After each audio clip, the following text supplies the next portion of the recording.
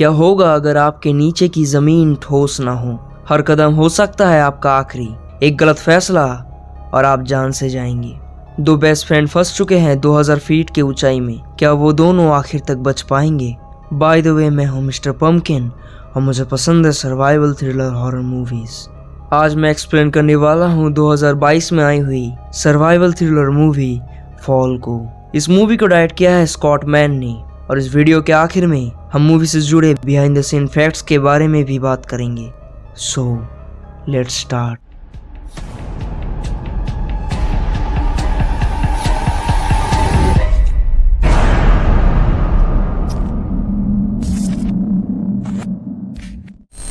कहानी की शुरुआत में हम बेकी और हंटर को देखते हैं जो कि एक माउंटेन को क्लाइंब कर रहे थे और उन दोनों के साथ था बेकी का हस्बैंड डैन।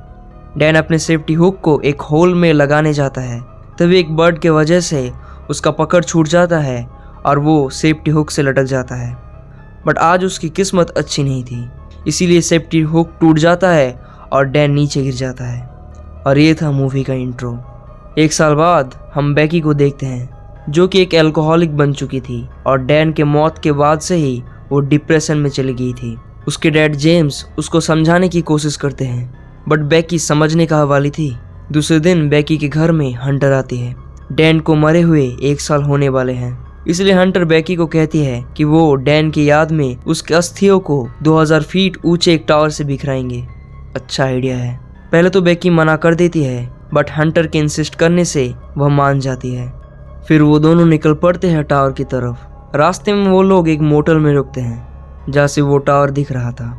वहाँ पर हम जान पाते हैं कि हंटर एक यूट्यूबर है और वो दबा कर क्लिक बेट करती है, मैं नहीं। दूसरे दिन वो दोनों टावर की तरफ निकल पड़ते हैं। हंटर वीडियो बनाना शुरू कर देती है। तभी एक ट्रक से उन दोनों की कार ऑलमोस्ट टकरा गई थी। गाड़ी और आगे नहीं जा सकती थी, इसलिए वो दोनों पैदल चलना शुरू करते हैं। रास्ते में उन लोगों को 2 गिद्ध दिखते हैं जो कि एक जीव को जिंदा ही खा रहे थे। हंटर कुछ फोटोज क्लिक करती है, फिर वो लोग टावर की तरफ बढ़ते हैं। वो दोनों टावर तक पहुंच चुके थे। टावर की हालत एकदम खस्ता था, नट बोल्ट लूज हो गए थे और टावर में चारों तरफ जंग लगा हुआ था। ये सब इग्नोर करके वो दोनों टावर में चढ़ना शुरू कर देते हैं और हम व्यूअर्स देखते हैं बहुत पुराना होने की वजह से टावर वाइब्रेट कर रहा था और कुछ नट बोल्ट्स तो अपने आप ही खुल जाते हैं। वो दोनों 1800 फीट की ऊंचाई में एक छोटे से प्लेटफॉर्म में पहुंचते हैं और बाकी था 200 फीट और ये वाला लैडर पूरी तरह से खराब हो चुका था। 100 फीट की ऊंचाई में 2 डिस्क लगे हुए थे। उन डिस्क को भी किसी तरह पार करके बेकी और हंटर 2000 फीट के ऊंचाई में पहुंच जाते हैं।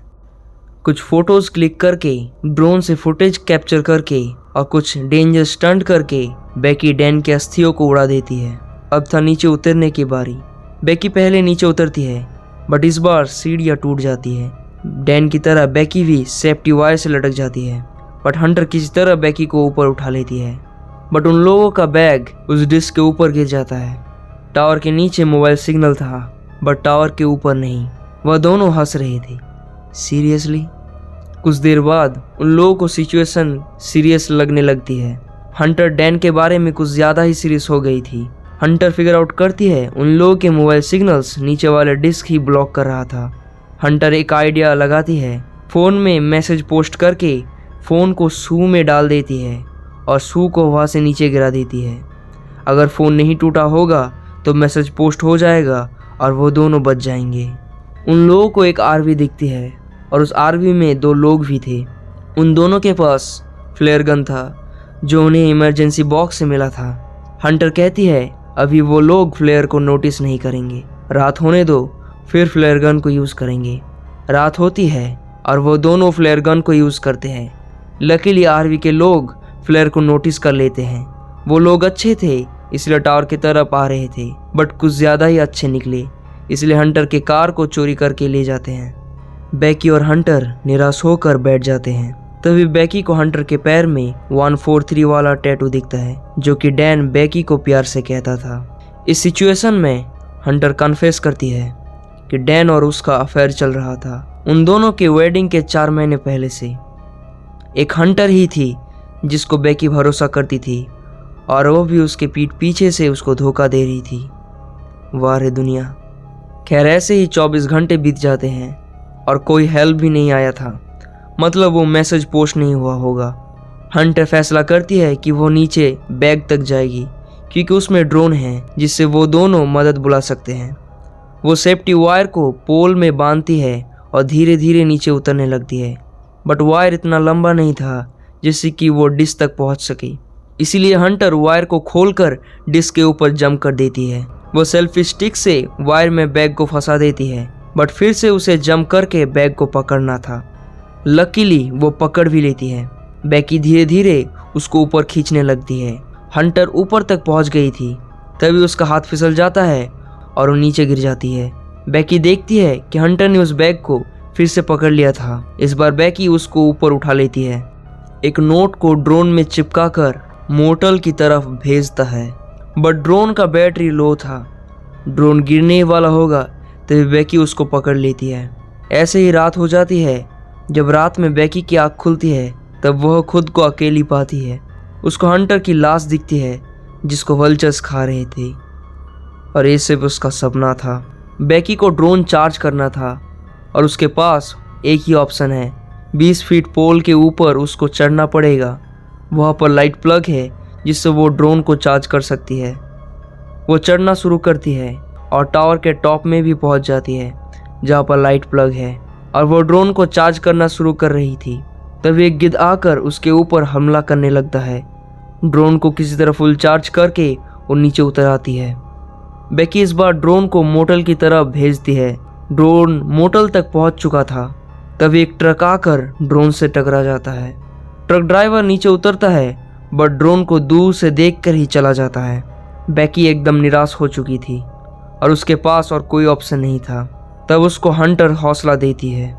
बेकी हंटर के पास से उसकी सू मांगती है क्योंकि बेकी के पास अभी भी उसका फ़ोन था, बट हंटर उसको मना कर देती है क्योंकि हंटर मर चुकी थी। जब उसका हाथ फिसला था तब वो बैग को नहीं पकड़ पाई थी। वो सीधा डिस्क के ऊपर गिरी थी जिससे उसकी मौत हो गई थी, और अभी तक जिसको हम देख रहे थे वो सिर्फ बेकी का हेलुसिनेशन था। नीचे हंटर के लाश को वह गिद्ध खा रहे थे। दूसरे दिन वही गिद्ध बेकी के पैर को नोचने लगता है, बट इस बार बेकी रेडी थी। गिद्ध को पकड़ के मार देती है और उसी को ही खा लेती है। गुड। बेकी को डिस्क तक जाना पड़ेगा क्योंकि उसे हंटर का जूता जो चाहिए। मरना ही है तो आखिरी दम तक कोशिश कर लेंगे। वो धीरे धीरे नीचे उतरने लगती है और डिस्क तक पहुंच जाती है।